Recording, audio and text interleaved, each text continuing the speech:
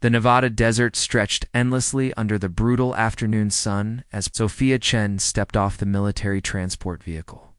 Dust swirled around her boots, and the heat hit her face like a physical force. She was 26 years old, compact and lean, with dark hair pulled back in a regulation bun. Her face showed no emotion as she grabbed her gear bag and rifle case from the back of the truck. This was it. The moment she had been working toward for 3 years, the training facility loomed ahead. A sprawl of concrete buildings and obstacle courses that looked like they had been dropped into the middle of nowhere on purpose. Sophia had heard the stories. Everyone had. This was where the Navy SEALs came to sharpen their skills, where the best of the best tested themselves against impossible standards. And now, for the first time in the program's history, they were allowing women to participate in the advanced sniper course. Sophia wasn't naive. She knew what waited for her inside those buildings. The whispers had already started back at her base. Women don't have the upper body strength. Women can't handle the mental pressure. Women don't belong in special operations. She had heard it all before during her basic training, during her initial sniper qualification, during every single step of her military career.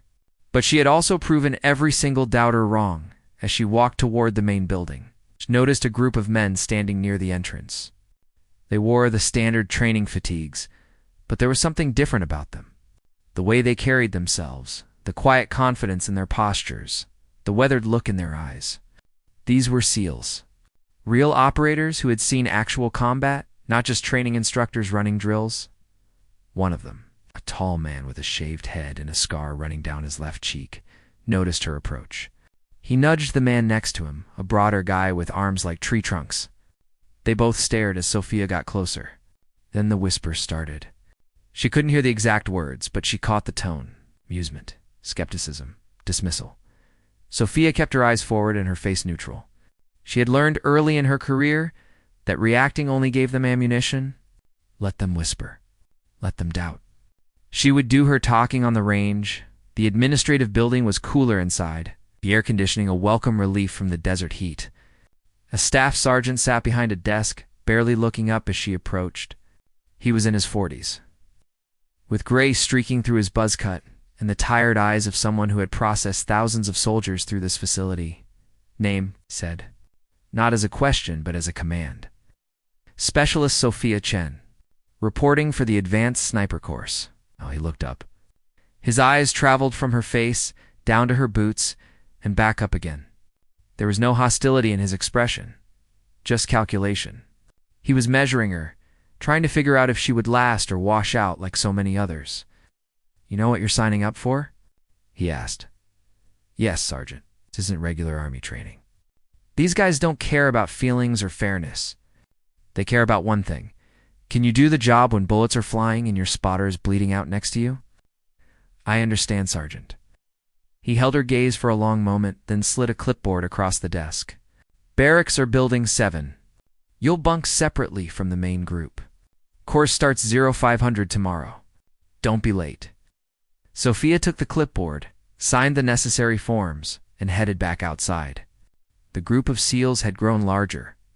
There were at least 15 of them now, clustered near a picnic table under a small shelter. She had to walk past them to reach Building 7. Look what we got here, one of them said as she approached. He was young, maybe 30, with the cocky grin of someone who had never failed at anything physical in his life. They're really letting anyone into this course now, huh? His buddies chuckled. Sophia kept walking. I'm talking to you, the man called out. What's your name, sweetheart? Sophia stopped. Every instinct told her to keep moving, but she also knew that ignoring them completely would only make things worse. She turned to face the group, keeping her expression blank. Specialist Chen, she said. Specialist Chen, the cocky one repeated, drawing out her name mockingly. Tell me, Specialist Chen, can you even carry your own gear? Because we don't have time to babysit on this course. I can carry my gear, Sophia said simply. What about when things get real? Another one chimed in. This one was older, with lieutenant bars on his collar. He should have known better than to join in the hazing, but apparently rank didn't stop anyone here. What happens when you're humping through the mountains with 60 pounds of equipment and we need to move fast." "Then I'll move fast," Sophia replied. The lieutenant smiled, but there was no warmth in it. "We'll see about that. What's your longest confirmed kill?" 800 meters. Several of them laughed outright. 800? The cocky one said.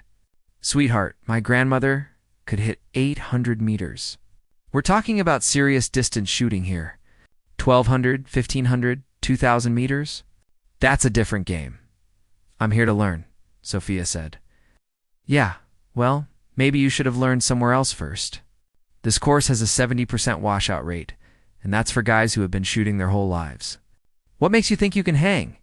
Sophia could feel the frustration building in her chest, but she forced it down. Getting angry would only prove their point. Instead, she met the lieutenant's eyes directly. "I guess we'll find out tomorrow morning," she said. She turned and walked away before anyone could respond. Behind her, she heard more laughter and a few crude comments, but she didn't look back. Her jaw was clenched so tight it ached, and her hands were balled into fists around the straps of her gear bag.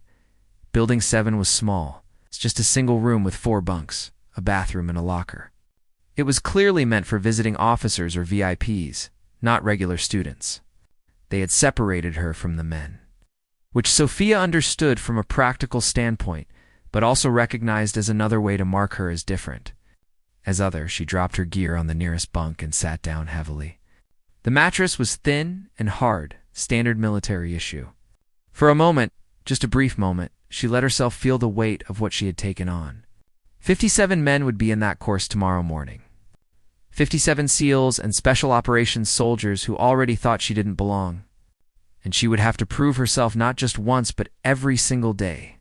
Every single shot, every single exercise. Sophia looked down at her hands. They were steady, the hands of a shooter who had spent thousands of hours behind a rifle. She thought about the path that had brought her here. From the shooting range where her father had first taught her to shoot when she was 8 years old, through the Army recruiting office, through basic training where the drill sergeants had pushed her harder than anyone else, through sniper school where she had outshot half her class. She had earned her place here. The question wasn't whether she belonged. The question was whether she could make them see it. The alarm went off at 4 in the morning, but Sophia was already awake. She had barely slept, her mind running through ballistics calculations and wind-reading techniques instead of letting her rest.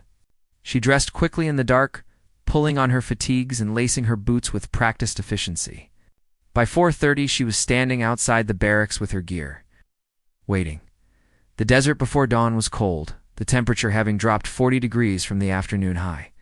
Sophia's breath formed small clouds in the air as she stood at attention, her rifle case at her feet. She could see lights on in the main building across the compound, and slowly, other figures began to emerge from the surrounding barracks. The men came in groups of 2 and 3, talking quietly among themselves. When they spotted Sophia standing alone, some of them nudged each other and pointed.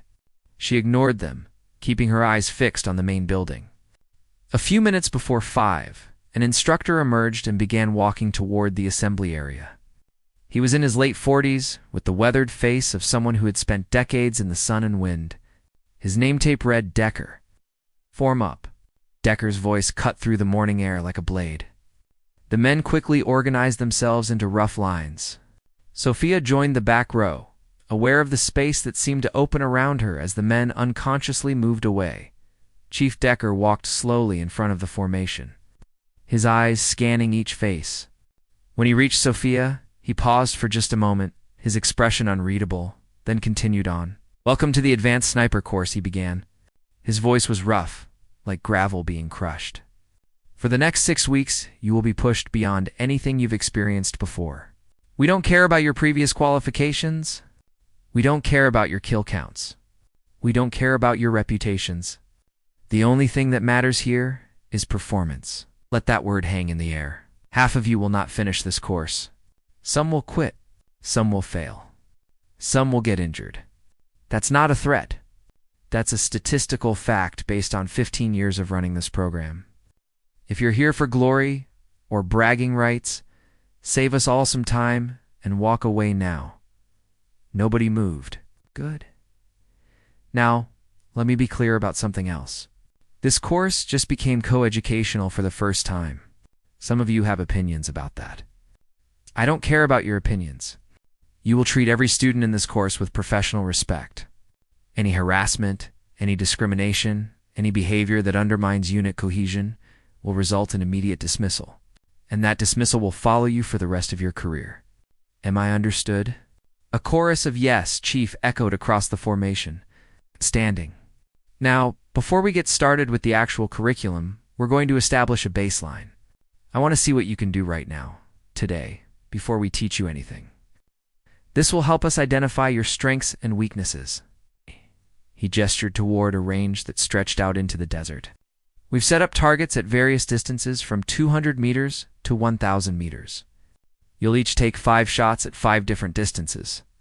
We'll evaluate your accuracy, your speed, and your form. This is not a competition. This is an assessment. Specialist Chen, you're up first. Sophia's stomach dropped. Of course, they would call her first. It was a test, not just of her shooting, but of her composure under pressure. She stepped forward, her face betraying nothing. Yes, Chief. She walked to the firing line, acutely aware that 57 pairs of eyes were watching her every move. A spotter was already in position, a young sergeant with binoculars and a rangefinder. He glanced at her with curiosity, but no obvious hostility. Targets are marked with colored flags, he said. Red at 200, orange at 400, yellow at 600, green at 800, blue at 1,000. Wind is 3 to 5 miles per hour from the east. Temperature is 42 degrees and rising. Humidity is low. You have 30 seconds between shots. Sophia nodded and knelt down, opening her rifle case with steady hands. Inside was her weapon, a custom-built rifle that she had spent years getting to know. Every scratch on the stock told a story. Every adjustment to the scope represented hours of practice. She assembled it quickly, checked the bolt action, and loaded her magazine. Taking her position on the mat, she settled into the prone shooting position that was as familiar to her as breathing. The rifle stock fit against her shoulder perfectly. Her cheek pressed against the rest. Her finger found the trigger, resting lightly without applying pressure. Through the scope, the world narrowed to a circle of clarity. She found the red flag at 200 meters, saw the target behind it. This was the easy one, barely a warm-up for a qualified sniper. She controlled her breathing, exhaled slowly, and squeezed the trigger. The rifle kicked against her shoulder. The shot echoed across the desert. At center mass, the spotter called out. She worked the bolt, chambered another round, and found the orange flag at 400 meters. The wind was negligible at this distance. Another breath, another squeeze, another hit. She moved methodically through the targets, each one farther than the last. 600 meters. Hit. 800 meters hit. Now came the 1,000-meter target. This was where things got interesting. At this distance, the bullet would drop significantly, and even a small gust of wind could push it off target. Sophia made minute adjustments to her scope, calculating the trajectory in her head. She watched the grass near the target, looking for any indication of wind shift. There, a slight ripple from left to right. She adjusted her aim accordingly, exhaled, and fired. There was a pause that seemed to stretch forever. Hit. 2 inches left of center, the spotter called out. Sophia allowed herself a small breath of relief. 5 for 5. She cleared her weapon, packed it away, and stood up. As she walked back to the formation, she could hear the murmur of conversation. It wasn't exactly impressed, but it wasn't dismissive either. She had done what she needed to do. The rest of the morning was spent watching other shooters take their turns. Some were excellent, putting rounds exactly where they wanted them. Some were good, close enough to count, and some struggled, especially at the longer distances. One SEAL, the cocky one from yesterday, missed his 1,000-meter shot by 3 feet. His face turned red, but he said nothing as he walked back to the group. By noon, everyone had shot, and Chief Decker called them back into formation. "All right, here's what I saw," he began. "Most of you can shoot. Some of you can shoot very well. But shooting in controlled conditions with no stress is completely different from shooting in combat. Tomorrow, we start adding variables. We're going to make you shoot after running, after climbing, after lying in the cold for 6 hours, after your spotter is screaming in your ear. We're going to find your breaking point, and then we're going to push you past it. He paused and looked directly at Sophia. I also saw that some of you are already making assumptions about your fellow students based on factors that have nothing to do with shooting ability. Let me give you some free advice. The person next to you might save your life someday, or you might save theirs. Those bonds are built on trust and respect, not on prejudice. Today, one of your fellow students shot 5 for 5, including a near-perfect shot at 1,000 meters on the first try. That's better than half of you did. So maybe, just maybe, you should wait and see what people can do before you decide they don't belong. Nobody responded, but Sophia saw a few of the men glancing in her direction. The looks weren't friendly, but they weren't entirely hostile either. It was progress, even if it was just a small step. Dismissed for chow. Be back here at 1300 for classroom instruction. The group broke apart, and Sophia headed toward the mess hall. She walked alone, as she had expected to. Inside, the dining facility was basic but clean. She grabbed a tray, loaded it with food, and found an empty table in the corner. She was halfway through her meal when someone sat down across from her. It was the spotter from the range, the young sergeant. Up close, she could see he was probably 24 or 25, with friendly eyes and an easy smile. "Mind if I sit?" he asked, though he was already sitting. "Free country," Sophia replied. "I'm Jake Morrison. I'm one of the spotters for the course, Sophia Chen." I know. "You shot well this morning, thanks." Jake took a bite of his sandwich and chewed thoughtfully. "Look, I know it's probably weird for you being the only woman here. I just wanted to say that not everyone is like those guys giving you a hard time. Some of us actually think it's pretty cool that the military is finally opening up these opportunities." Sophia studied him for a moment, trying to determine if this was genuine or some kind of setup. But Jake's expression was open and honest. "I appreciate that," she said carefully. "I mean it. My sister tried to join the Rangers, but they wouldn't let her because she was female. She was more qualified than half the guys who got accepted, but it didn't matter. She ended up getting out of the service entirely because she was so frustrated. So when I heard they were letting women into this course, I thought it was about time." This was the first real conversation Sophia had had since arriving at the facility, and it caught her off guard. She had been so prepared for hostility that she hadn't considered the possibility of an ally. "How long have you been spotting?" she asked. 2 years. "I'm working toward my own sniper qualification, but I wanted to learn from the best first.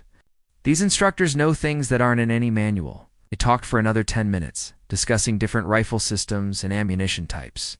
It was a relief to have a normal conversation about shooting without any underlying tension or judgment. When Jake stood to leave, he tapped the table with his knuckles. "Keep doing what you're doing. The shooting will speak for itself." As Sophia watched him walk away, she felt a small knot of tension release in her chest. Maybe this wouldn't be as impossible as she had thought. Maybe there were people here who would judge her fairly based on her skills rather than their preconceptions. But then again, she had only completed 1 morning. There were still 6 weeks ahead, and she knew that the real challenges hadn't even started yet. The second week of the course was when things got brutal. Chief Decker had been true to his word about adding variables, and every day brought new challenges that pushed the students beyond their comfort zones. On Monday, they ran 5 miles in full gear before shooting. Sophia's lungs burned and her legs trembled as she took her position on the firing line. But she forced herself to control her breathing and steady her hands. She hit 4 out of 5 targets, which was better than most of the men who were gasping for air beside her. On Tuesday, they did the shooting drills in freezing cold conditions. The instructors had set up the exercise in the early morning hours when the desert temperature dropped below freezing. Sophia's fingers went numb inside her gloves, making it difficult to feel the trigger properly. She missed her first shot, but adjusted and hit the next 4. On Wednesday, had to shoot after doing an obstacle course that included rope climbs, wall scaling, and crawling through mud. Sophia was one of the smaller students, and the rope climb was particularly challenging. Her arms screamed with fatigue by the time she reached the top, and climbing down was even worse. When she finally got to the shooting position, her entire body was shaking. She took longer to line up her shots, breathing deeply and waiting for the tremors to subside. 3 out of 5 hits. Not great, but not a failure either. Each evening, the instructors posted the scores on a board outside the main building. Sophia's name was consistently in the middle of the pack, which was exactly where she wanted to be.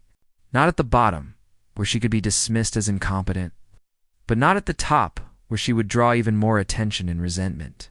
She was proving she belonged, one shot at a time. But the social isolation was wearing on her. Except for occasional conversations with Jake, she ate alone, trained alone, and spent her evenings alone in her barracks. The other students had formed tight groups, bonding over shared experiences and military culture. Sophia was excluded from all of it, invisible, unless they were actively criticizing her. She overheard conversations in the mess hall. Snippets of mockery that the speakers made no effort to hide. Did you see Chen on the rope climb? Thought she was going to fall. Give her another week before she quits. We're just going to lower the standards so she can pass. That's how this diversity stuff always works. Sophia kept her head down and her mouth shut. Responding would only make it worse. Besides, she had dealt with worse than this. During her basic training, the drill sergeant had told her to her face that women ruined unit cohesion and that she should quit before she got someone killed. She had proved him wrong then. She would prove these men wrong now. On Thursday of the second week, Chief Decker announced a new exercise. Pair shooting drill, he said during the morning briefing. You'll be assigned a partner. One person shoots, one person spots. Then you switch. This tests your ability to work as a team and communicate effectively under pressure. Sophia's stomach sank. Being paired with someone meant being vulnerable, depending on another person who might deliberately sabotage her performance. She watched as Decker read off the pairs, waiting for her name. Martinez and Johnson. Thomas and Rodriguez. Chen and Garrett. Sophia looked around to see who Garrett was. A hand went up near the front of the formation. It was the lieutenant who had mocked her on her first day, the older one who should have known better. Of course, they had paired her with someone who had already shown open hostility toward her. Lieutenant Garrett walked over to where Sophia stood, his face expressionless. He was in his mid-30s, with the lean build of a distance runner and cold gray eyes.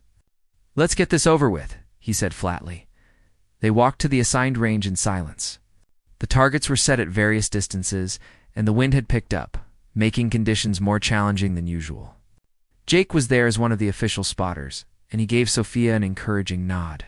Garrett, you're shooting first, Jake said. Chen, you're spotting. Sophia took her position next to Garrett with the spotting scope and rangefinder. She called out the data professionally, giving him wind speed, distance, and temperature readings. Garrett took his shots methodically, hitting 4 out of 5 targets.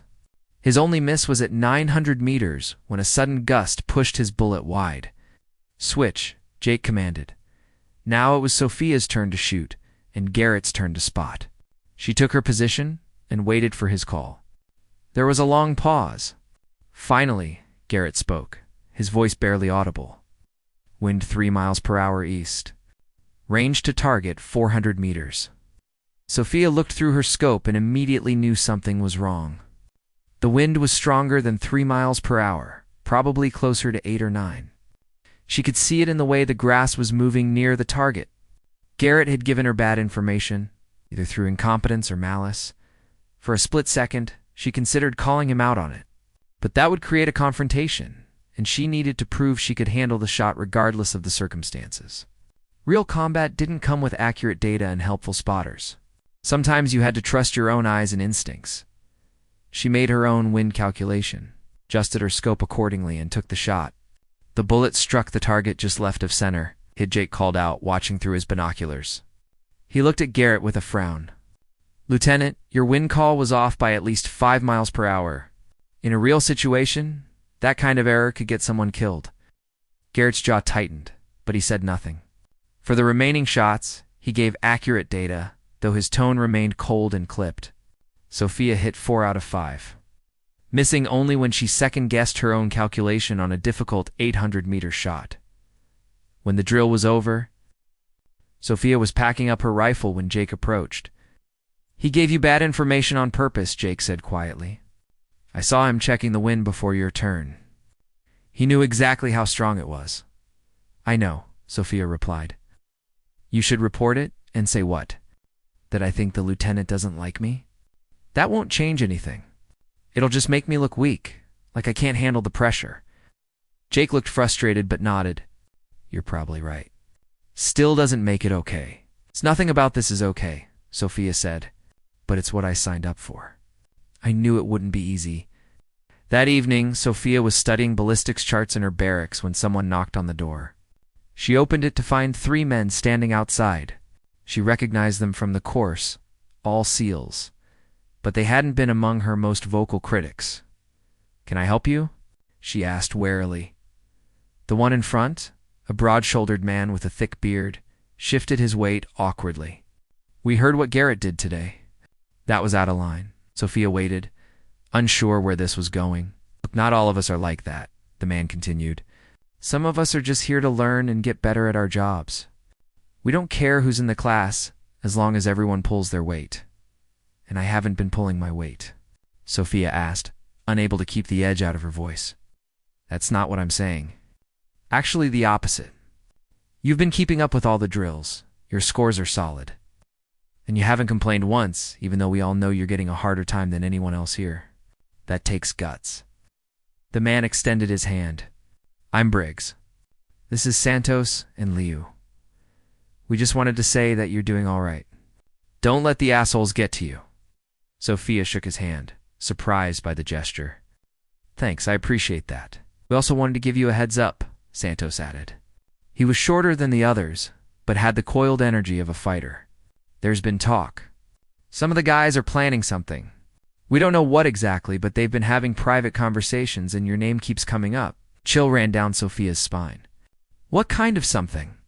"Don't know. Could be just more harassment.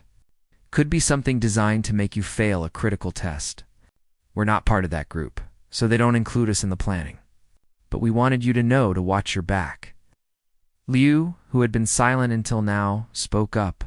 He was Asian like Sophia, with wire-rimmed glasses and a thoughtful expression.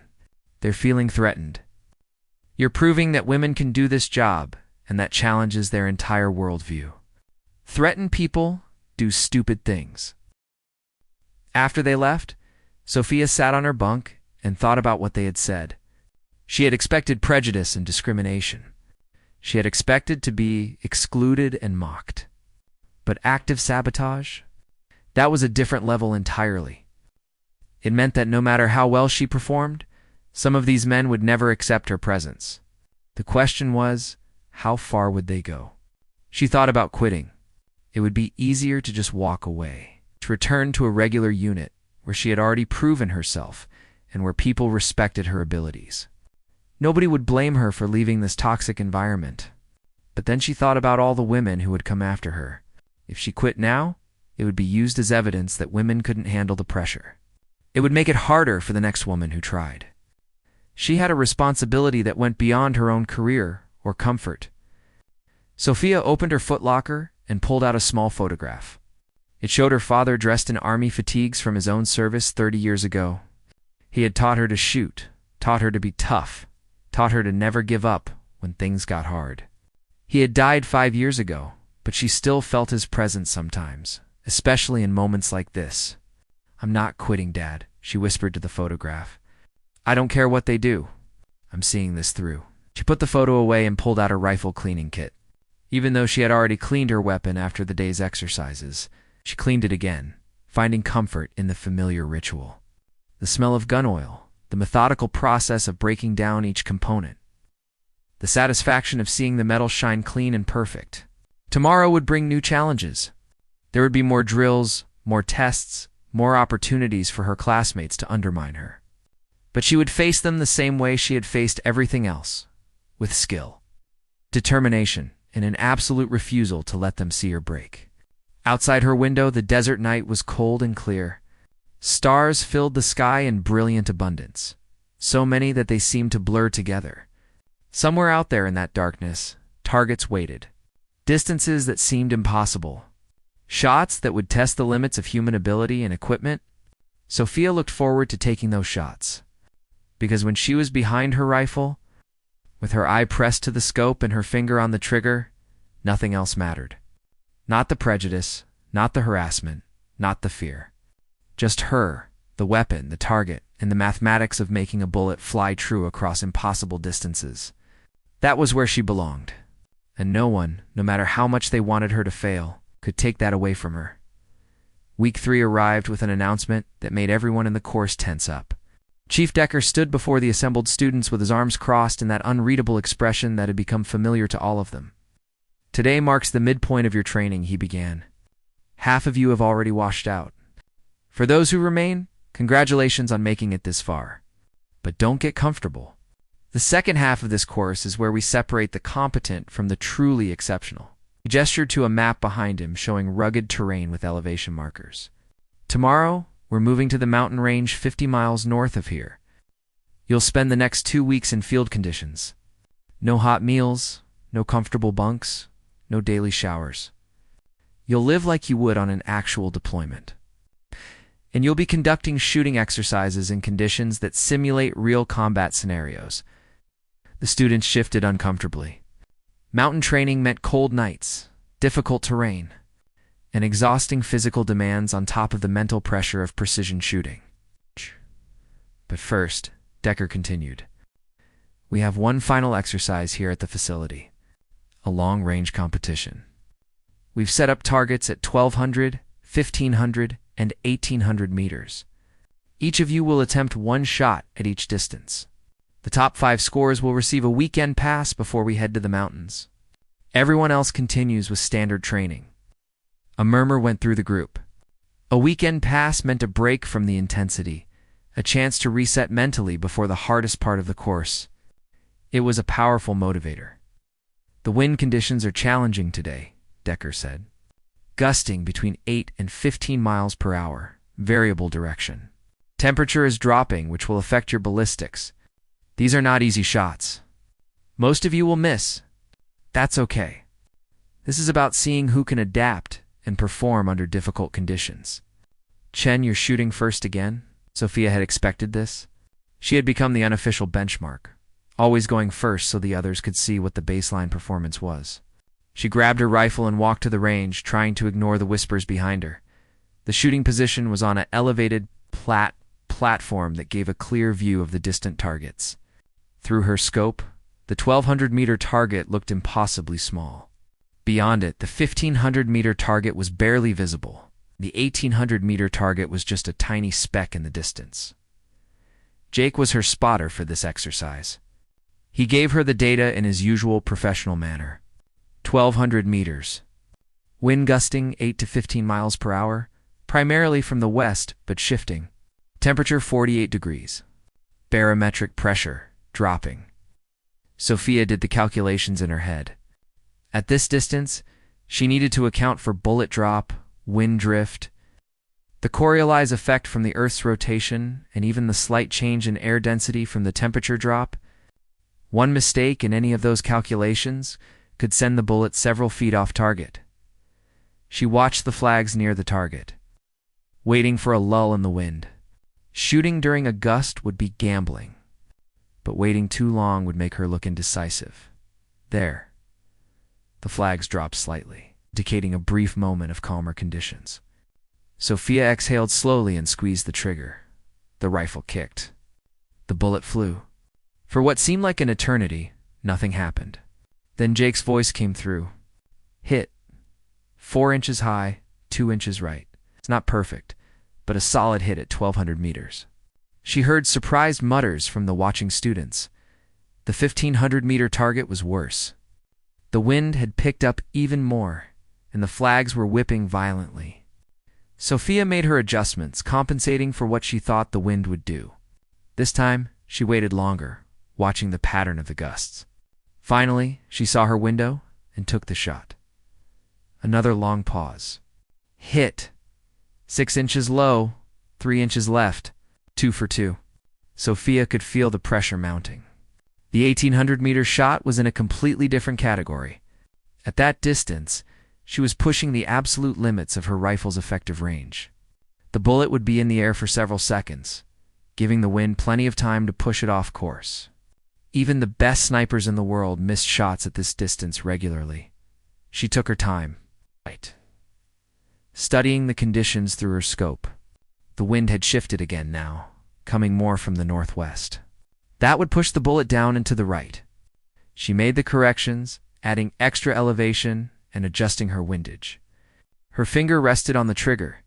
This was the shot that would either prove her capabilities or show her limits. She fired. The wait was agonizing. 3 seconds. 4 seconds. 5 seconds. Missed 2 feet left, Jake called out. Sophia lowered her rifle, disappointed but not surprised. 1800 meters in variable wind conditions was an extremely difficult shot. She had been close, which was better than most people could manage. She cleared her weapon and walked back to the group, keeping her expression neutral. Over the next 2 hours, every student took their turns. Some hit the 1200-meter target but missed at 1500. A few made hits at both distances but failed at 1800, just like Sophia. The cocky SEAL who had mocked her on the first day missed all 3 shots, his face growing redder with each failure. Lieutenant Garrett shot well, hitting at 1200 and 1500, and coming within inches at 1800. Briggs, the man who had warned Sophia about potential sabotage, also shot well, matching Garrett's performance. By the end of the exercise, 5 men had earned the weekend passes, while everyone else, including Sophia, would continue with regular training. That evening, as Sophia was preparing her gear for the mountain deployment, someone knocked on her barracks door. She opened it to find Chief Decker standing there, his weathered face as unreadable as ever. "Specialist Chen, walk with me." It wasn't a request. Sophia followed him outside, her mind racing through possibilities. Was she being dismissed from the course? Had someone made a formal complaint about her presence? Decker walked in silence until they were away from the other buildings. Standing at the edge of the compound, looking out at the desert. "You shot well today," he said finally. "You, Chief, but you held back on the 1800-meter shot?" Sophia felt her stomach drop. "Chief, I took the shot as best I could given the conditions." "No, you didn't." Decker turned to face her. "I've been doing this for 20 years. I can tell when someone is shooting at their limit and when they're playing it safe.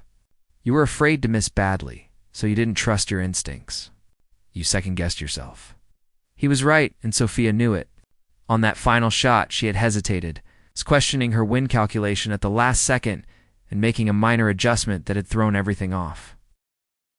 "In combat, that hesitation gets people killed," Decker continued. "I don't care if you miss. I care that you commit to the shot with full confidence. Do you understand the difference?" "Yes, Chief. I also know what's been happening in this course. The harassment, the social exclusion, the bad information during partner exercises. I've been watching all of it." Sophia felt a flash of anger.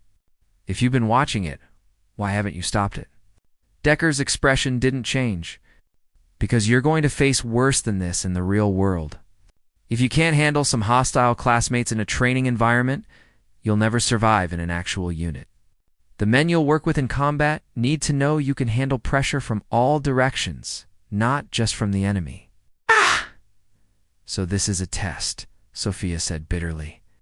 "Everything is a test. Every single day of your military career is a test. But here's what I want you to understand. You're passing. Your scores are solid. Your skills are improving. And despite everything, you haven't quit. That means something." He paused, choosing his words carefully. "The mountain phase is going to be harder. The physical demands are extreme, and you'll be working in small teams for extended periods. Some of those teams are going to try to make you fail, but some of them might surprise you. Either way, you need to shoot with confidence. Trust your training. Trust your instincts. Stop worrying about what everyone else thinks, and just do the job." "Yes, Chief." Decker nodded and started to walk away, then stopped. "One more thing. You asked why I don't stop the harassment? I will step in if it crosses certain lines. But I also believe that the best way to shut people up is to be so good they can't ignore you. You're already doing that. Keep it up. After he left, Sophia stood alone in the darkness, thinking about what he had said. Part of her resented his approach, the idea that she had to prove herself beyond what was required of the men. But another part of her understood it.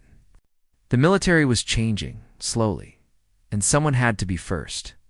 Someone had to show that women could not only meet the standards but exceed them, even in the face of active opposition.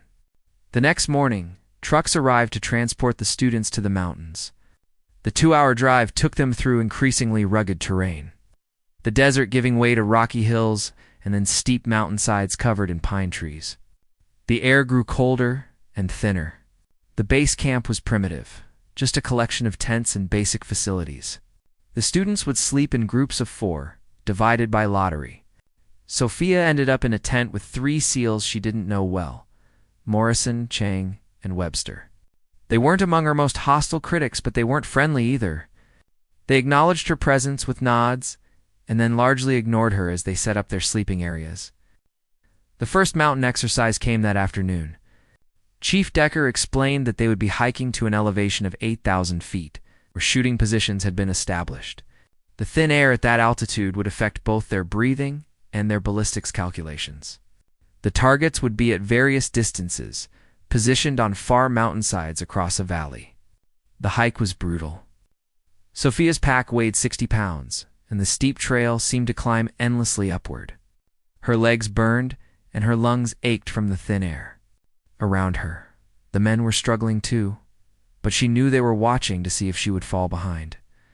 She kept pace, refusing to show weakness even as her body screamed for rest. After 3 hours, they reached the shooting positions. Everyone was exhausted, which was exactly the point. Decker wanted them to shoot while physically compromised, simulating the conditions of a real mission where snipers might have to make critical shots after days of limited sleep and difficult movement.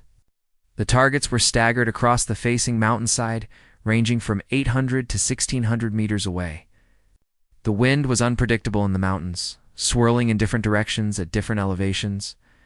It was some of the most challenging shooting conditions Sophia had ever faced. She was paired with Chang for this exercise, a quiet man who had barely spoken to her during the course. He would shoot first while she spotted. Chang was methodical and skilled, hitting 3 out of 4 targets, missing only the furthest one when the wind shifted unexpectedly.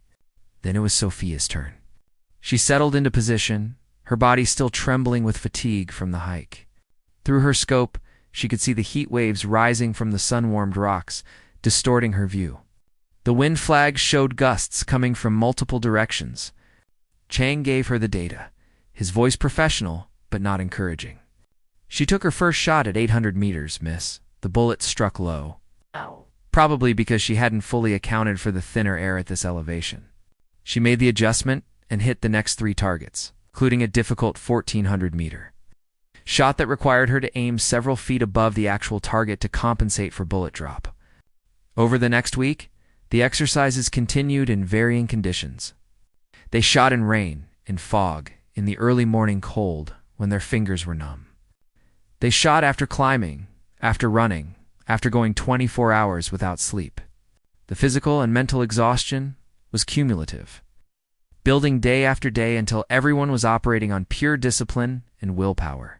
Sophia fell into a routine. Wake before dawn, eat a quick meal, hike to whatever location had been chosen for that day's exercise. Shoot until her shoulder was bruised from the rifle's recoil. Hike back to camp. Clean her weapon. Eat again. And collapse into her sleeping bag. There was little conversation, little socializing.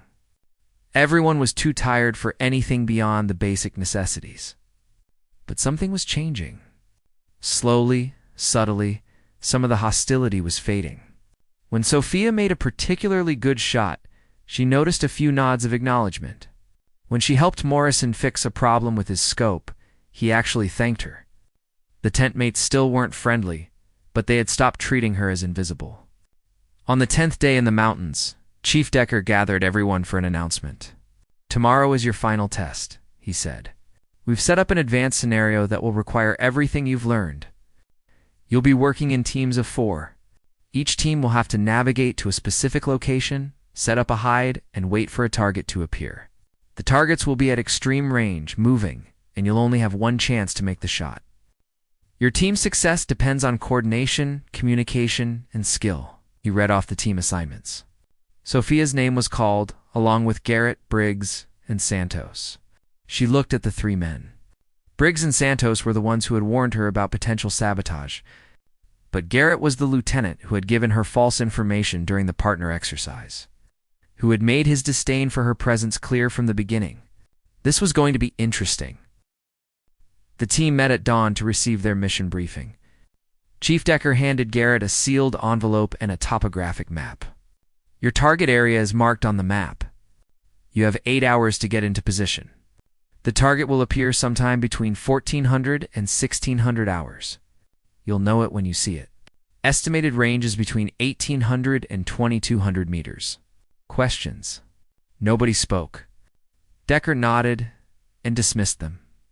The 4 team members gathered around the map, studying the terrain.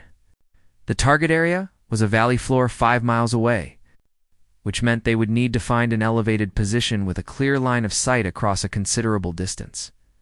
Garrett looked at each of them, his gray eyes settling last on Sophia. "All right, here's how this works. Briggs, you take point on navigation. Santos, you're on security. Chen, you'll carry the spotting equipment and rangefinders. I'll carry the primary rifle and make the shot." Sophia bit back her first response, which was to point out that she had been shooting as well or better than Garrett throughout the course. But arguing about roles before they even started would poison the team dynamic. She simply nodded and began packing the spotting scope and rangefinder into her gear. They set out 30 minutes later, moving through thick pine forest on a trail that wasn't really a trail, just a path that Briggs navigated using the map and a compass. The terrain was steep and rocky, requiring them to climb over fallen trees and scramble up loose slopes. Sophia's pack felt heavier than usual with the additional equipment, but she kept pace without complaint. After 2 hours of hiking, they reached a ridgeline that overlooked the target valley. Garrett called for a halt, and they all dropped their packs gratefully. Through binoculars, they could see the valley floor far below, a wide expanse of scrubland with a dirt road cutting through the middle. "That's where the target will appear," Garrett said, pointing to a section of the road. "We need to find a shooting position with a clear line of sight and good concealment." They spent the next hour searching for the perfect location. Finally, they found it. A rock outcropping that provided natural cover while offering an unobstructed view of the valley. Briggs used the rangefinder to calculate the distance to various points on the road. "Minimum range is 1900 meters, he said. "Maximum is 2100 if the target appears at the far end of the visible section." Sophia's stomach tightened. 2100 meters was well beyond what most of them had successfully shot during training. At that distance, even a small error in calculation could result in a miss by dozens of feet. They set up their hide, using natural materials to create camouflage that would blend with the surrounding rocks and vegetation. Santos took first watch, scanning the valley for any sign of the target while the others prepared the shooting equipment. Garrett assembled his rifle with practiced efficiency, then tested the trigger pull and checked the scope adjustments. Sophia set up the spotting scope and began taking environmental readings. Temperature, humidity, barometric pressure, wind speed at their location. But the wind at their elevation might be completely different from the wind at the valley floor where the bullet would travel. "Wind is going to be a problem," she said quietly. "We're at 9,000 feet and the valley floor is about 5,000. The air currents will be different at each elevation." I know how to calculate for that," Garrett said curtly. "I'm just saying we should take multiple readings and watch the vegetation down there for signs of wind patterns. I've been shooting for 15 years. I don't need a lecture on wind reading." Sophia fell silent, but she continued to observe the valley, noting how the grass bent and which direction the dust moved when it was disturbed. After 3 years of intensive sniper training, she had developed an instinct for reading conditions, and something about the valley concerned her. The wind seemed to be swirling in unpredictable ways. probably due to the complex terrain and temperature differences. Hours passed slowly. They ate cold rations and took turns on watch and rest. The sun climbed higher, beating down on their position, despite the altitude. Sophia kept taking readings, updating her calculations, trying to build a complete picture of the ballistic environment they would be shooting through. At 14:30, Santos suddenly tensed. Movement on the road, northern end. Everyone scrambled to their positions. Through the spotting scope, Sophia could see a vehicle approaching on the dirt road. It was moving at a moderate speed, trailing a cloud of dust. As it got closer, she could make out more details. It was a pickup truck with what looked like a mannequin mounted in the back, simulating a machine gunner. Target confirmed, Garrett said, settling behind his rifle. Range. Briggs worked the rangefinder. 20,050 meters. 2,050 meters. Sophia's mind raced through the calculations. At that distance, the bullet would drop approximately 70 feet. The flight time would be nearly 3 seconds, during which the vehicle would travel almost 30 feet. Garrett would need to lead the target significantly, aiming well ahead of where it currently was. And then there was the wind. Wind at our position is 5 miles per hour from the west, Santos called out. But Sophia was watching the valley floor through her scope. The grass was bending more than 5 miles per hour would cause. Wind at target elevation looks stronger, she said. Maybe 8 to 10 miles per hour. Got it, Garrett snapped. He was focused through his scope, his finger on the trigger. Sophia wanted to say more, wanted to suggest that they wait for better conditions or make additional calculations. But they had one shot at this, and Garrett had made it clear he was in charge. She watched through her spotting scope as the vehicle continued along the road. Now reaching the optimal range window, Garrett fired. The rifle's report echoed across the valley. Sophia tracked the bullet's flight through her scope, waiting to see the impact. It seemed to take forever. Then she saw the dust kick up, approximately 15 feet behind and 5 feet to the right of the vehicle. Miss, she called out, her voice flat. Damn it. Garrett slammed his hand against the rock. The vehicle continued down the road and disappeared around a bend. Their one chance was gone. There was a long, tense silence. Finally, Briggs spoke. What happened? The wind at the valley floor was stronger than I calculated, Garrett admitted through clenched teeth. And I didn't lead the target enough. I told you the wind looked stronger, Sophia said quietly. Garrett turned to glare at her.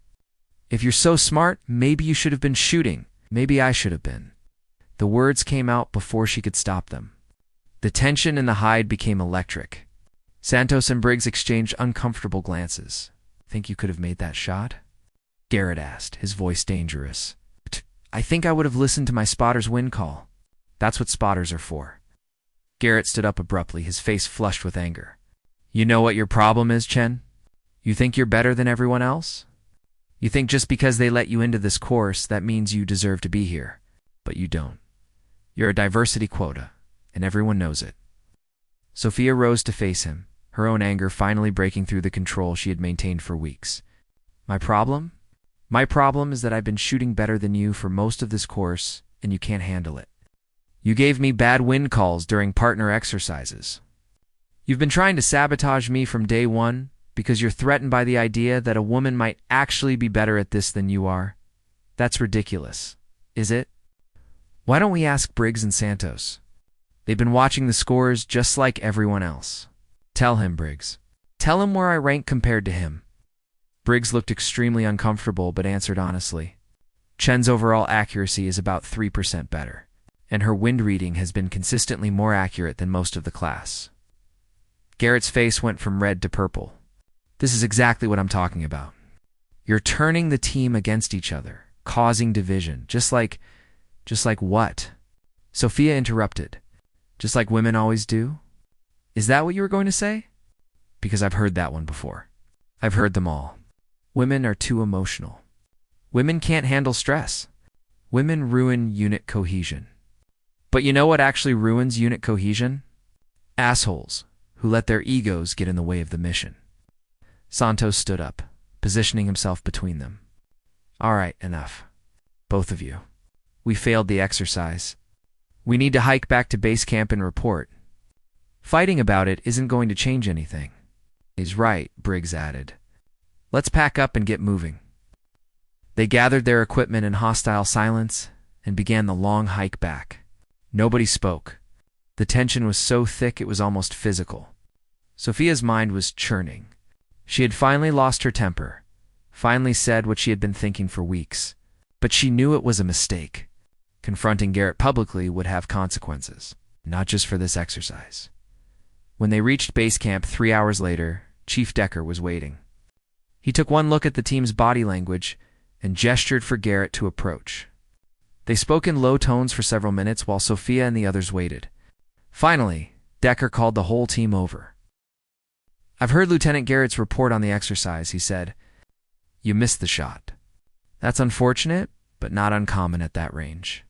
What concerns me more is that I'm hearing about serious team dysfunction.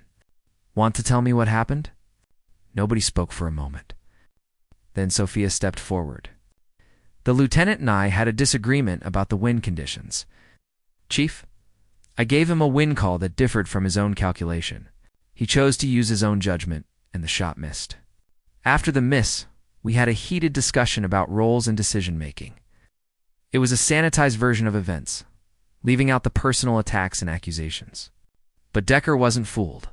His eyes moved from Sophia to Garrett and back again. Let me tell you what I think happened, Decker said. I think Specialist Chen made an accurate wind call based on her observation of conditions at the target. I think Lieutenant Garrett, who has more experience and rank, dismissed that call and trusted his own judgment instead. When the shot missed, tensions that have been building throughout this course finally boiled over. How close am I? Again, silence. Then Garrett spoke stiffly. Close enough, Chief. Decker nodded slowly. Here's what's going to happen. Tomorrow is the final day of this course. We have one more exercise, and it's the most important one. It's a long-range precision shoot at distances that will test the absolute limits of your capabilities. The top 3 performers on this final exercise will receive distinguished honors in their records. Everyone else will simply pass or fail. Lieutenant Garrett, you will not be shooting in tomorrow's exercise. You'll be spotting. Garrett's eyes widened. Chief, you made a command decision that ignored valuable input from a teammate, and it resulted in mission failure. In a real scenario, that could mean casualties. You need to learn that leadership means listening, even when the information comes from unexpected sources. You'll spot for Specialist Chen. The shock on everyone's faces was almost comical. Decker turned to Sophia. And you, Chen, will be the primary shooter. This is your chance to prove that you belong here, not just in theory, but in practice. The shot tomorrow will be at 2,200 meters. That's further than anything you've attempted in training. I'm putting you in this position because I believe you can do it, but also because you need to show these men what you're capable of when the pressure is highest.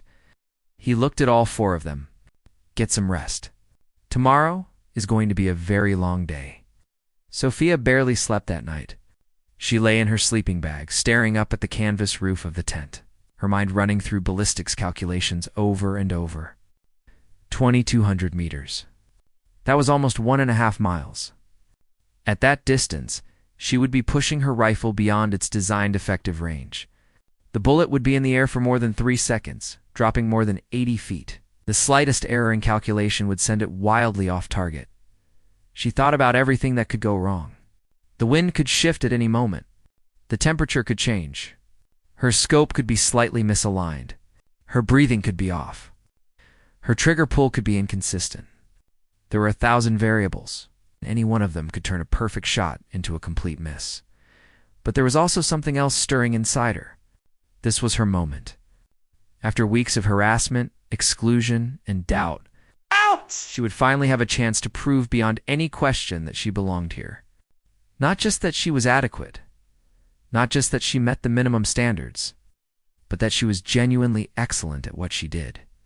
She dozed fitfully until her alarm went off at 4 in the morning. The other members of her tent were already awake, moving quietly in the darkness.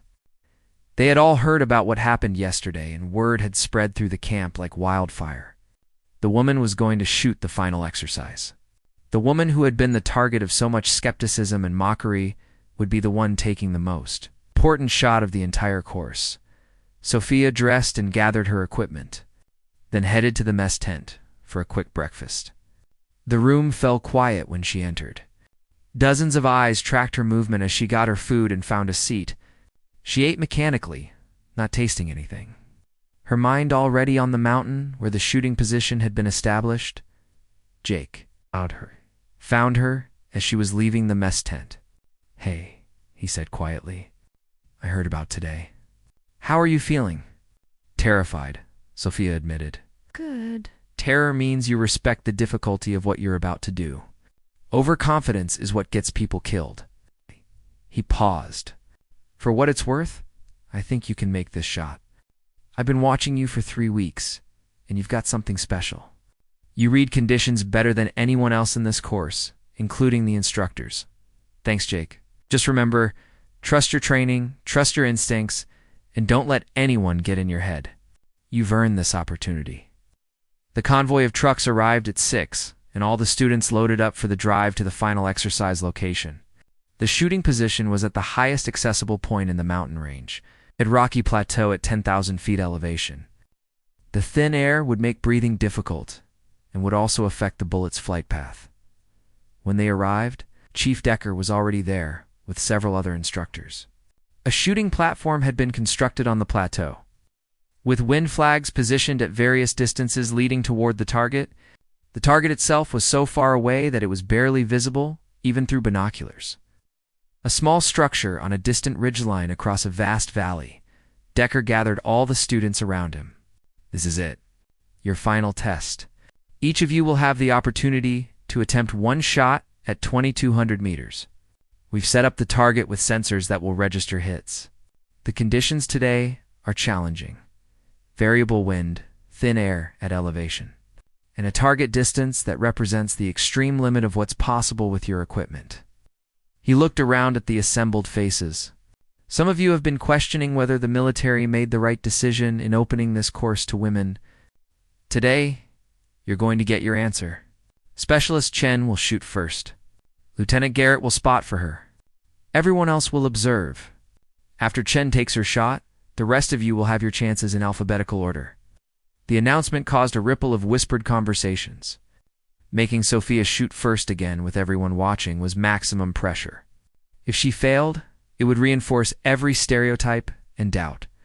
But if she succeeded, it would be a statement that could not be dismissed or minimized.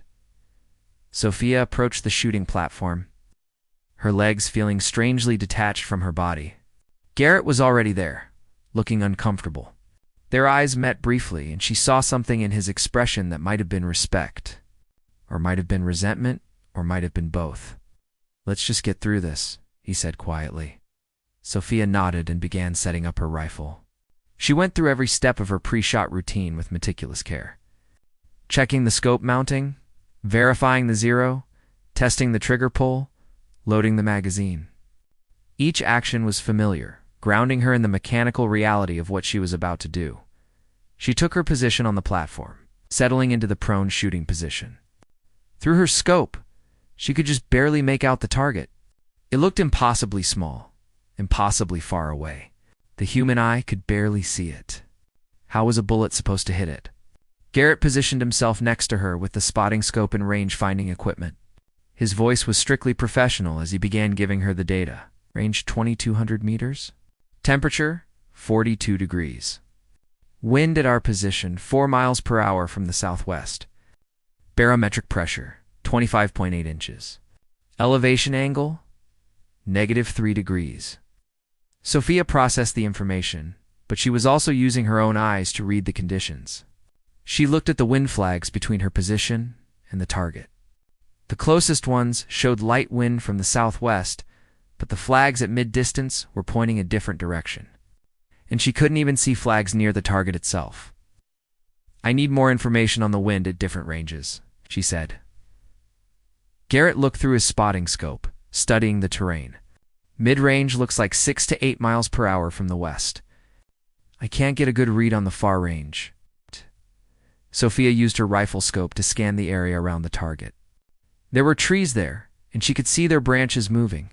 Trees near the target are showing significant movement. I'm estimating 10 to 12 miles per hour, possibly gusting higher.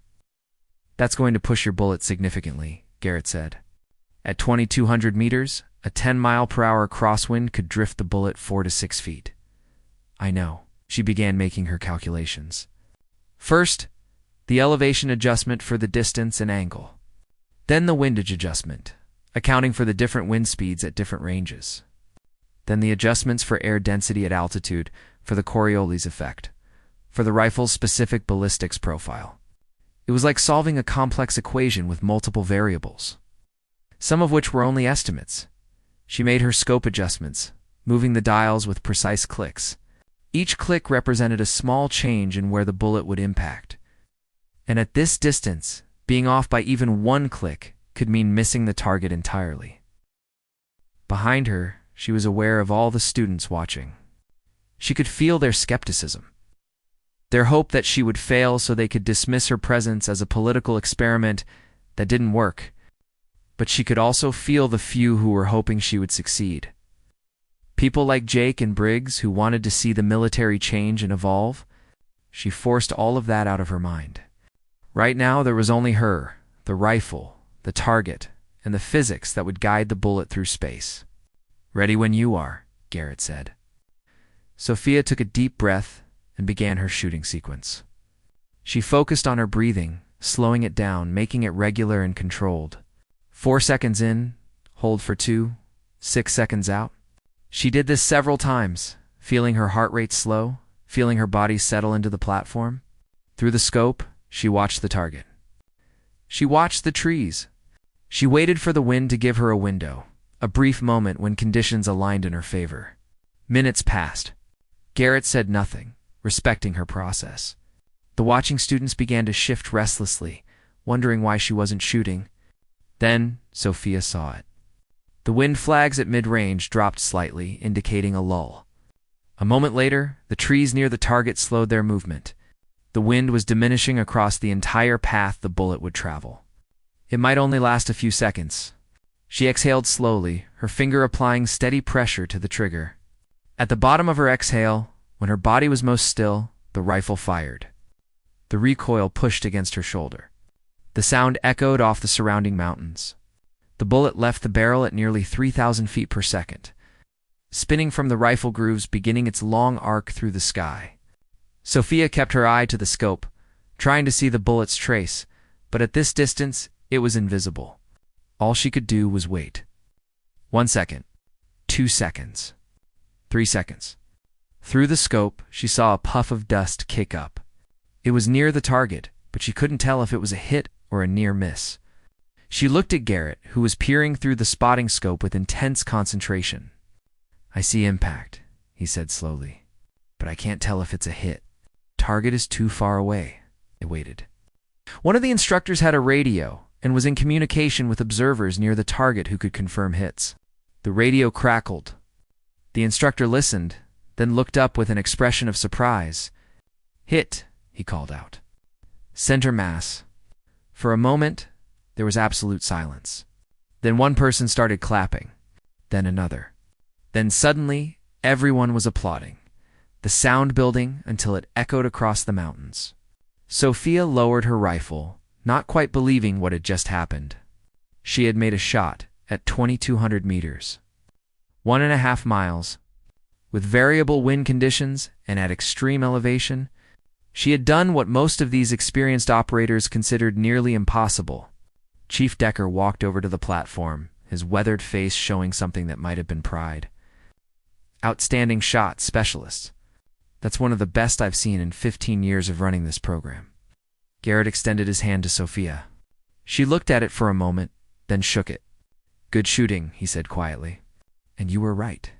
I should have listened to your wind calls yesterday. It wasn't quite an apology, but it was acknowledgement, and coming from Garrett, that meant something."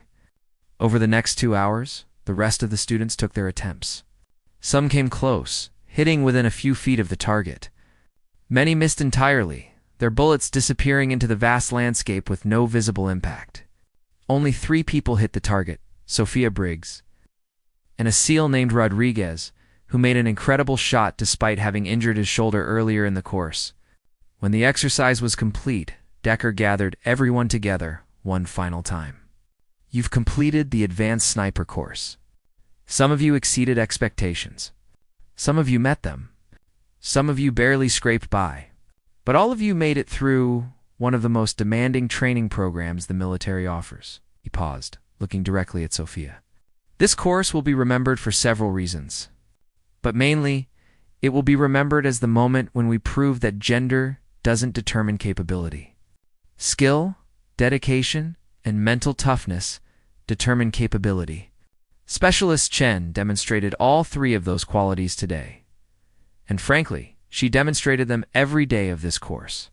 She faced more pressure, more skepticism, and more hostility than any of you, and she still performed at the highest level.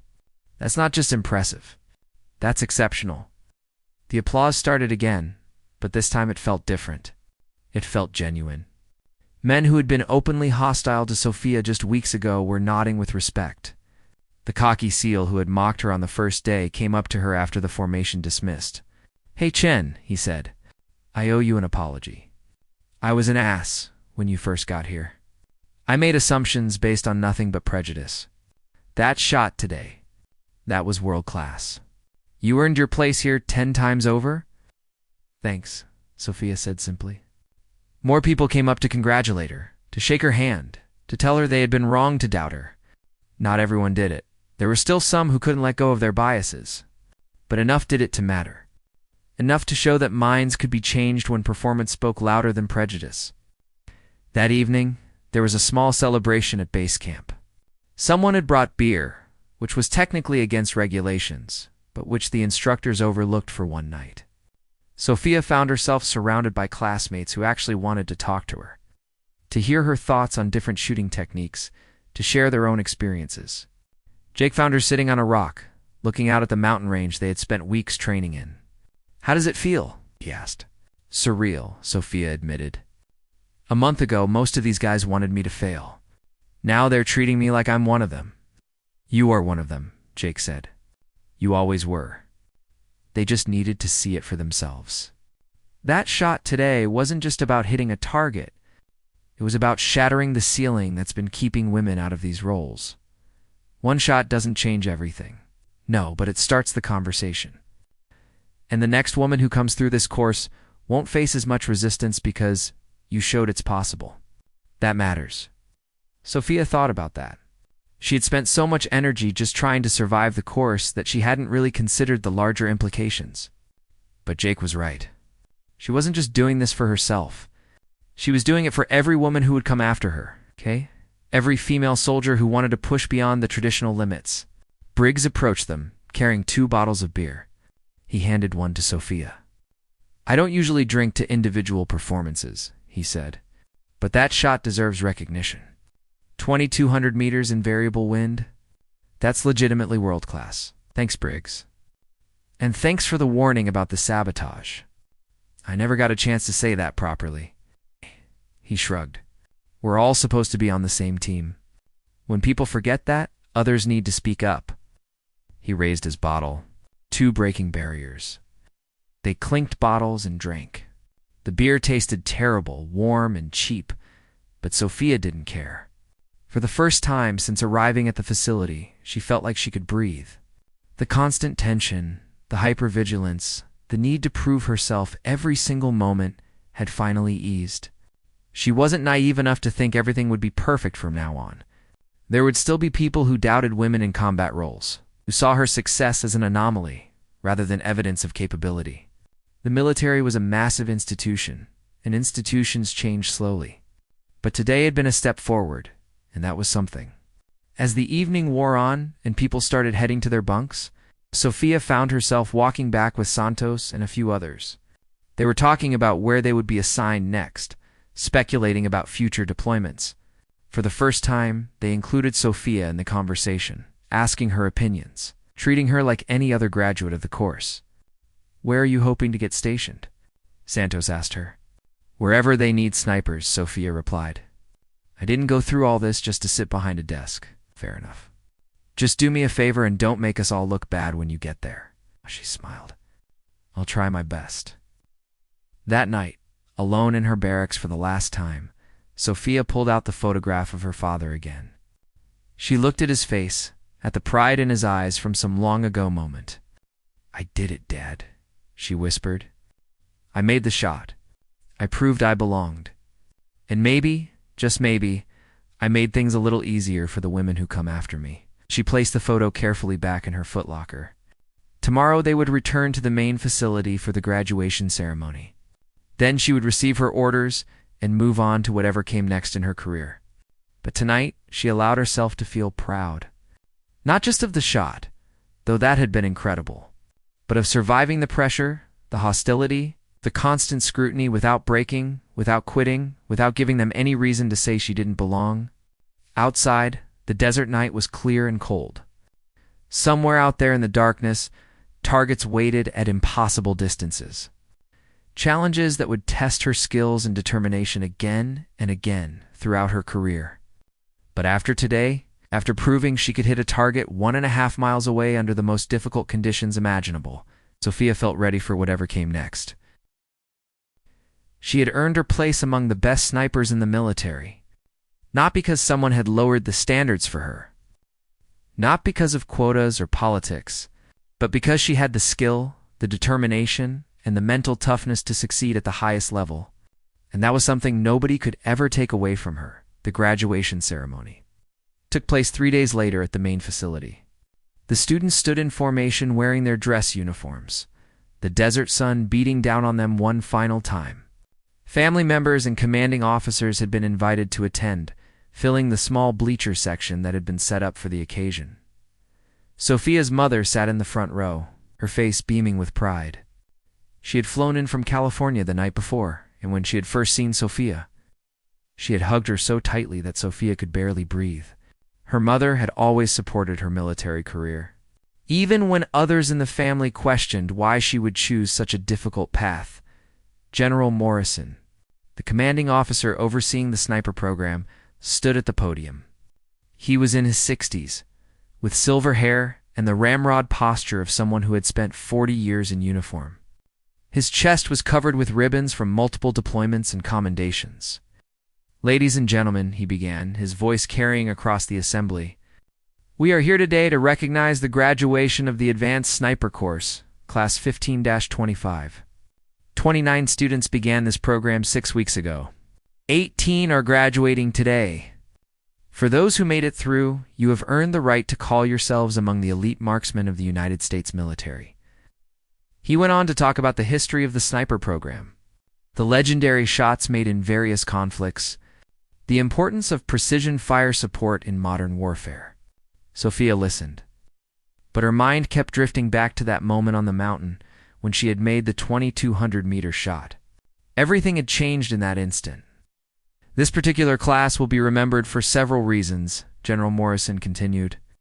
First, the overall performance was exceptional, students demonstrating remarkable skill under extremely challenging conditions. Second, we had 3 students achieve hits at distances exceeding 2,000 meters during the final exercise, which is a program record. He paused and looked directly at Sophia. But this class will primarily be remembered as a historic milestone. For the first time, a female soldier not only completed the Advanced Sniper course, but did so with distinction. Specialist Sophia Chen not only graduated, she earned the top overall score in the class. Sophia felt her face flush as people turned to look at her. She hadn't known she had the top score. The instructors had kept the overall rankings private until now. Specialist Chen's performance throughout the course was exemplary, the general continued. She demonstrated exceptional marksmanship, tactical awareness, and mental resilience under conditions that would challenge any soldier, regardless of gender. Her 2,200-meter shot, in variable wind conditions, was one of the finest displays of long-range precision shooting that our instructors have witnessed in the 15-year history of this program. The applause that followed was thunderous. Sophia's mother was crying, her hands pressed to her mouth. Even some of the students who had been hostile to Sophia were clapping, genuine respect on their faces. The ceremony continued with individual recognitions. Briggs received an award for leadership. Rodriguez was recognized for his performance despite injury. Several others received commendations for specific achievements. But the moment everyone would remember was when Sophia walked up to receive her certificate in the distinctive patch that marked her as a graduate of the Advanced Sniper. Of course, General Morrison shook her hand and spoke, quietly enough that only she could hear. "You did more than earn a certificate today, Specialist. You opened a door that's been closed for too long. Don't let anyone ever tell you that you didn't deserve this." "Thank you, sir." After the ceremony, there was a reception where graduates could mingle with family and visiting officers. Sophia's mother grabbed her in another crushing hug. "I'm so proud of you, baby. Your father would have been so proud too." "I know. Mom, I felt him with me up there."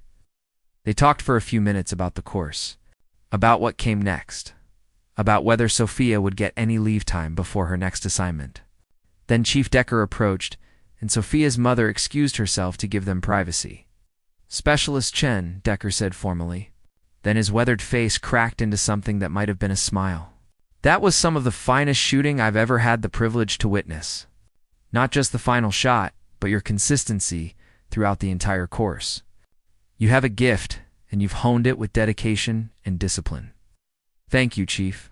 I couldn't have done it without your instruction. Don't sell yourself short. I taught you some techniques, but the talent and determination were all yours." He paused. "I also want to apologize. I made you face more than was fair. I told myself it was necessary, that you needed to prove you could handle extreme pressure. But looking back, I think I put too much on your shoulders."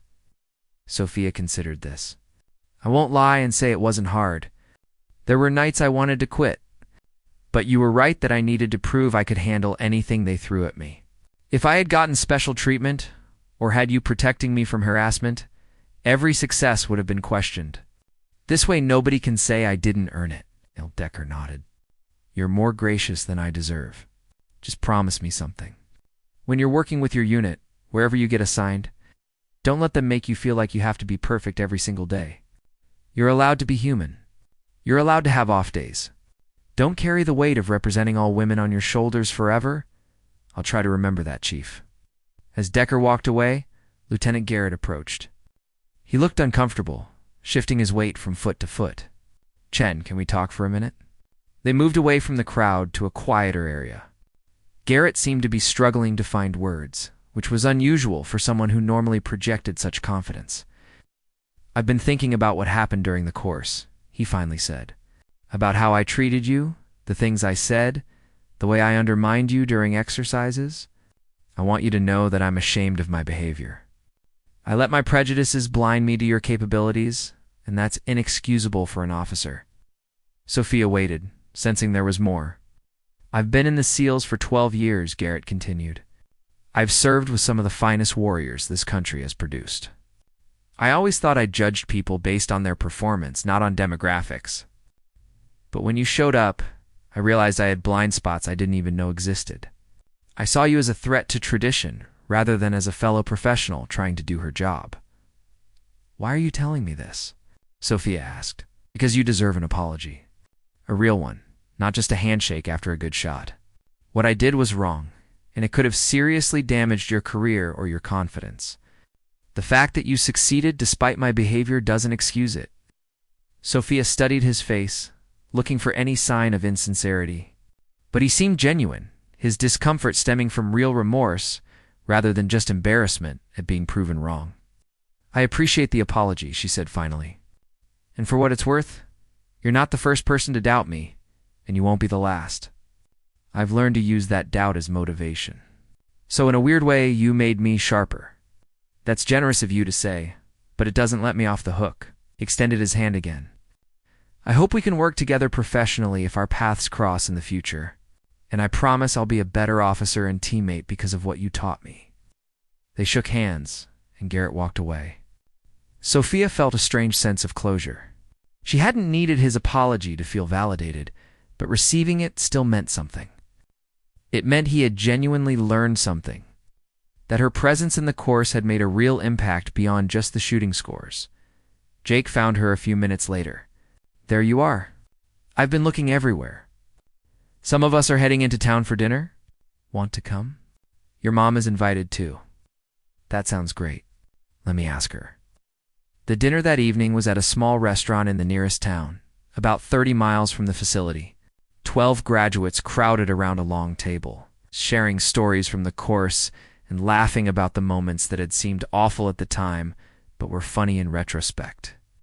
Sophia's mother fit right in, charming everyone with stories about teaching Sophia to shoot when she was 8 years old. She was so small, the rifle was almost as big as she was, her mother said. But she had this determination.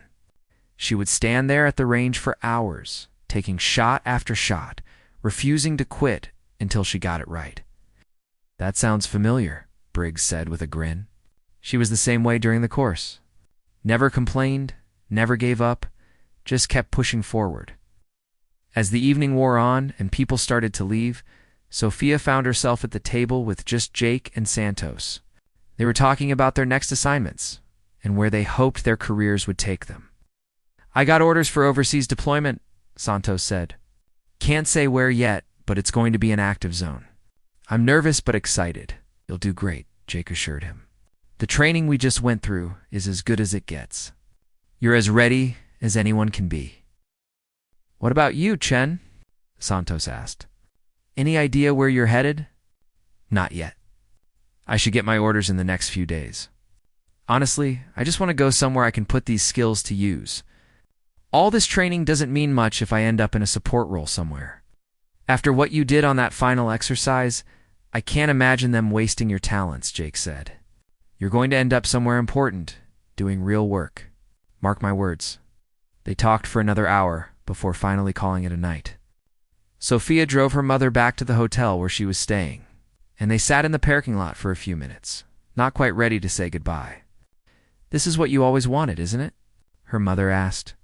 Not just the military, but proving yourself at the highest levels. Yeah, I think so. Dad used to talk about how being a soldier meant constantly testing yourself, pushing past your limits. I think I inherited that from him. We'd be so proud, honey. Not just of the shooting, but of how you handled everything else. The discrimination, the harassment, all the obstacles they put in your way. You could have gotten angry or bitter, but you stayed focused on the mission. That takes character. I learned that from you, Mom. You raised me to be strong. They hugged one more time, and Sophia watched her mother walk into the hotel before driving back to the base. Tomorrow, her mother would fly home. Sophia would begin the process of out-processing from the facility and waiting for her new assignment. Back in her barracks, Sophia packed her belongings methodically. Everything she owned fit into 2 duffel bags and a footlocker. It was a simple life, unencumbered by excess possessions or complicated attachments. She liked it that way. It made it easier to move, to adapt, to face whatever came next. She thought about the journey that had brought her here. From that first day when the SEALs had mocked her to today, when she graduated at the top of her class. It had been brutal, exhausting, and often unfair. But she had survived it, and more than that, she had excelled. The 2,200-meter shot would be talked about for years. It would be used as evidence in debates about women in combat roles. It would inspire some people and infuriate others. But for Sophia, it was simply proof of what she had always known, that skill and determination mattered more than gender, and that anyone willing to put in the work could achieve extraordinary things. She took out her father's photograph one last time, studying his face in the dim light of the barracks. "I made it, Dad," she whispered. "I proved that Chen snipers are the best, regardless of what anyone thinks." She packed the photo carefully and turned off the light. Tomorrow would bring new challenges, new obstacles, new opportunities to prove herself. But tonight, for just a few hours, she could rest knowing that she had accomplished something remarkable. The advanced sniper course had been designed to be nearly impossible, to push students beyond their breaking points and see who had the mental and physical toughness to survive. Sophia Chen had not just survived it, she had conquered it, setting a new standard for what was possible and opening doors for every woman who would follow in her footsteps. As she drifted off to sleep, her last thought was of that moment on the mountain. The rifle steady against her shoulder, the target impossibly far away, the wind swirling in unpredictable patterns. She had trusted her training, trusted her instincts, and taken the shot. And the bullet had flown true across 1.5 miles of desert air to strike exactly where she had aimed. That was the moment everything changed. Not just for her, but for everyone who had witnessed it. Because once you've seen someone do the impossible, it stops being impossible. It becomes a new standard, a new benchmark, a new expectation of what humans can achieve when they refuse to accept limitations. And Sophia Chen had just shown them that there were no limitations except the ones people created in their own minds.